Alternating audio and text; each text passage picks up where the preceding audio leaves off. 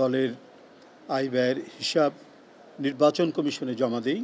আমরা সেই ধারাবাহিকতায় বা সেই ঐতিহ্য অক্ষুণ্ণ রাখতে আমাদের এবছরের আয় ব্যয় উদ্বৃত্ত বা ঘাটতি যেটাই হোক সব কিছু মিলিয়ে আমরা সেটা হিসাব নিকাশ করে আমাদের অডিটর সাহেব এখানে আছেন, অডিট মানে যথাযথভাবে যে প্রক্রিয়াটা আছে ডিউ প্রসেস ওটা অবলম্বন করেই করা আছে। আমরা এখানে এসেছি একটি প্রতিনিধি দল, আমাদের সাথে আছেন দলের কোষাধ্যক্ষ এবং বিমান প্রতিমন্ত্রী রাশিদুজ্জামান মিল্লাত এমপি, আমাদের পাশে আছেন আমাদের একেএম আমিনুল হক এফসিএ, উনি চার্টার্ড অ্যাকাউন্টেন্ট, আমাদের দলীয় আয় ব্যয়ের বিষয়টি দেখেন। আমাদের সহ দপ্তর সম্পাদক আছেন জনাব মনির হোসেন, ঢাকা বিশ্ববিদ্যালয়ের সাবেক নেতা, আমাদের আরও ছাত্র নেতা এরা আছে। অপটিক্যাল ব্রাইটেনার, কালার গার্ড এবং ডার্ট লক সমৃদ্ধ অ্যাডভান্স ফর্মুলায় এলো নতুন রে ডিটারজেন্ট পাউডার।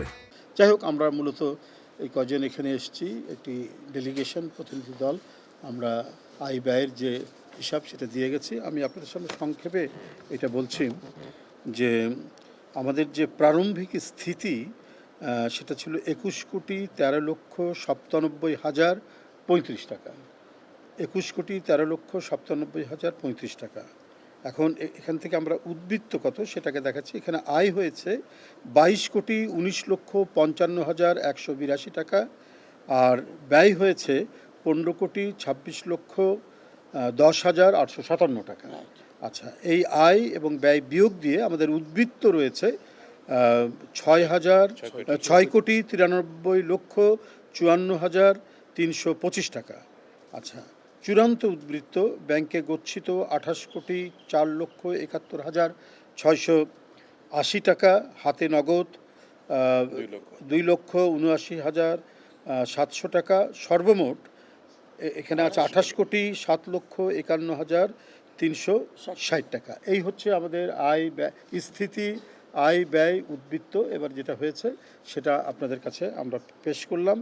আমরা পূর্বের মতো গত বছরে যেভাবে দিয়েছি, তার আগের বছরে যেভাবে দিয়েছি, তার আগের বছরে যেভাবে দিয়েছি, যেভাবে আমরা এটা দিয়ে থাকি সেইভাবে একেবারে সমস্ত প্রক্রিয়া অবলম্বন করে দেওয়া হয়েছে। আমাদের যিনি অডিটর আছেন তিনি অডিট করেছেন, আমাদের কোষাধ্যক্ষ সাহেব সেটা দেখেছেন, এবং এটা অনুমোদন যারা করেন, আমাদের হিসাব নিকাশ যারা করেন, আমাদের দলের চেয়ারম্যান মাননীয় প্রধানমন্ত্রী তিনি সহ পার্টির মহাসচিব, ওনারা স্বাক্ষর করেছেন। আমরা এখানে এসে আমরা সেটা হস্তান্তর করছি। এটা রাজনীতির, বিশেষ করে গণতান্ত্রিক রাজনীতির ক্ষেত্রে একটি জবাবদিহিতার যে জায়গা, জনগণের কাছে যে জবাবদিহিতার জায়গা, সেই জায়গাটি আরও পরিষ্কার করা, যে জায়গাটি আরও সমুন্নত রাখা। ডেমোক্রেসিতে একটি রাজনৈতিক দল বা একটি রাষ্ট্রের প্রতিটি প্রতিষ্ঠানের যে স্বচ্ছতা, সেই স্বচ্ছতা নির্ণয় করে হচ্ছে জনগণ এবং গণমাধ্যম। আমরা আপনাদের গণমাধ্যমের মাধ্যমে সেই স্বচ্ছতাটা তুলে ধরার জন্য যে আমরা যে নির্বাচনী যে আইন আছে সেই আইন অনুযায়ী প্রতি বছর 31শে জুলাইয়ের আগে বাৎসরিক যে আয় ব্যয়ের যে হিসাব সেটি জমা দেওয়া, সেটি আমরা সম্পন্ন করে আমরা সেটা জমা দিয়েছি। এটা জনগণের কাছে জবাবদিহিতা এবং আমাদের যে দলীয় আয় ব্যয়ের ক্ষেত্রে যে স্বচ্ছতা, সব কিছু মিলিয়েই এই কাজটি করা হয়েছে। আমরা মনে করি মানে একটি গণতান্ত্রিক দেশে গণতন্ত্রকে শক্তিশালী করার জন্য যে সকল প্রক্রিয়াগুলো অবলম্বন করা দরকার, সেই প্রক্রিয়ার অংশ বলে আমরা মনে করি। একটি বৃহত্তম রাজনৈতিক দল যারা একটি অবাধ সুষ্ঠু নির্বাচনের মাধ্যমে রাষ্ট্র ক্ষমতায় আসীন হয়েছেন, তারা কিভাবে দল পরিচালনা করেন, তারা পরিচালনা করতে তাদের আয়ের উৎস এবং ব্যয় কী করেছেন সেটা জনগণ জানানো উচিত। সেটি আপনাদের মাধ্যমে আমরা জনগণকে অবহিত করলাম আজকে এইখানে। আচ্ছা, আমি এক এক করে বলি। এবারে নির্বাচন দলীয় ভিত্তিতে হচ্ছে না, তো সেই ক্ষেত্রে নির্বাচন কে করবে না করবে এটা আদালতের বিষয়, এটা নির্বাচন কমিশনের বিষয়।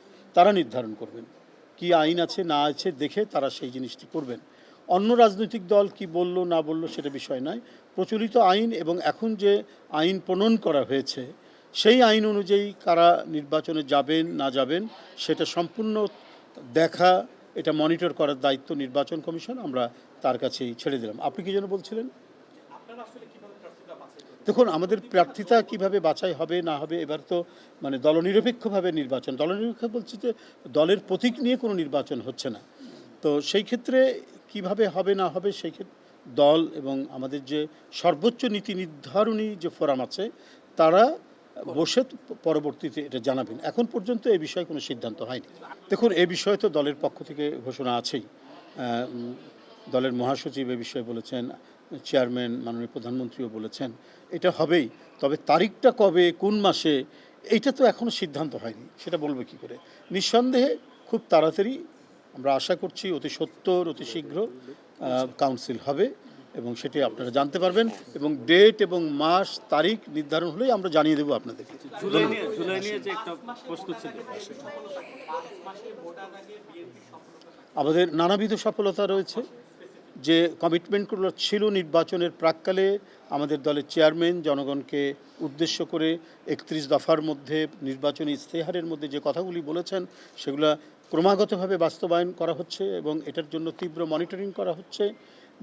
আমরা যারা মানে মিনিস্ট্রি সরকার ঠিকমতো করছে কি না সেটা দেখার জন্য আমরা যারা অ্যাডভাইজার আছি আমাদেরকেও তিনি বলেছেন যে আমরা প্রায় সময় বসি এবং সেটা নিরীক্ষণ করি। ইতিমধ্যে আপনারা জানেন ফ্যামিলি কার্ড, কৃষি কার্ড মানে কৃষক কার্ড, তারপরে খালকাটা কর্মসূচি এগুলো হয়েছে এবং জনগণ যাতে স্বস্তি পায়, একটি নির্বাচিত সরকার জনগণ যাকে ভোট দিয়েছে যে সরকারকে, তার তো জনকল্যাণে জনস্বার্থে অনেক পদক্ষেপ নিতে হবে। আপনারা দেখেছেন সেই ক্ষেত্রে যে ক্রমাগতভাবে অসংখ্য মানুষ হৃদরোগে আক্রান্ত হচ্ছেন এবং অনেকে মারাও যাচ্ছে। তো এই হৃদরোগে আক্রান্ত হওয়া মানুষের জন্য প্রথমে যে ইন্টারভেনশন যেটা দিতে হয় মানে টোটাল সার্জারি করার আগে ইন্টারভেনশনে রিং লাগে, সেই রিংয়ের উপর যে ভ্যাট সে ভ্যাট প্রত্যাহার করা হচ্ছে। অর্থাৎ যে রিংটি কিনতে ট্যাক্স এবং ভ্যাটও আছে এগুলো হচ্ছে বাতিল করা হয়েছে।